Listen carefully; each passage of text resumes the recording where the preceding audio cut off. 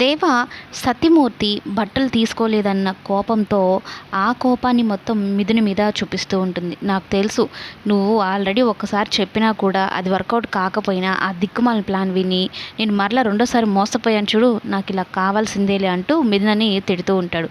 ఇదంతా నువ్వు కావాలని చేస్తున్నావు కదా, మా నాన్నని తిడుతూ ఉంటే అందరిలో నేను అవమానం పాలవుతూ ఉంటే నువ్వు చూసి సంతోషిద్దాం, నా మీద పగ తీర్చుకుందాం అనుకుంటున్నావు కదా అంటే అయిపోయిందా, నువ్వు తిట్టావు, నేను తిట్టించుకున్నాను, మాట్లాడినావు అనిపించుకున్నాను, ఒక్కసారి నేను చెప్పేది వినొచ్చు కదా అని చెప్పని దేవాని మెల్లగా కూర్చొని పెట్టి ఫస్ట్ నేను చెప్పేది విను, ఎందుకు అంతగా ఆవేశపడతావు, ఫస్ట్ తెచ్చిన బట్టల్ని మీ అమ్మ కూడా తీసుకోలేదు, కానీ ఇప్పుడు నువ్వు కష్టపడి పని చేశాను అని చెప్పిన తర్వాత మీ అమ్మగారు తీసుకున్నారు కదా, ఇది సంతోషించాల్సిన విషయమే కదా అని చెప్తూ మంచి మాటలు చెప్తూ మెల్లగా ఒక చేయి తీసుకొని ఆ చేతికి ఆయింట్మెంట్ అయితే రాస్తూ ఉంటుంది.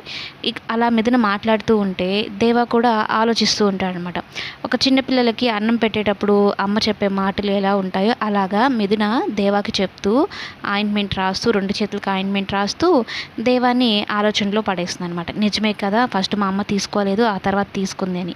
వాళ్ళైనా చెప్పేది ఎందుకు, నీ మీద ద్వేషంతో కాదు కదా, నీ మంచి కోసమే కదా, నువ్వు ఆలోచించుకో, నీలో మార్పు కోసమే వాళ్ళు ప్రయత్నిస్తూ ఉన్నారు.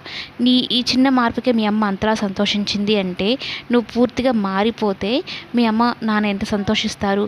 ఖచ్చితంగా చూస్తూ ఉండు, రేపు మీ నాన్న కూడా ఆ బట్టలు కట్టుకుంటాడు, నాది గ్యారంటీ, ఖచ్చితంగా నువ్వు సంతోషిస్తావు అని అయితే చెప్పడంతో దేవాకి తెలియకుండానే తన మొహంలో ఒక స్మైల్ అయితే వస్తుందన్నమాట.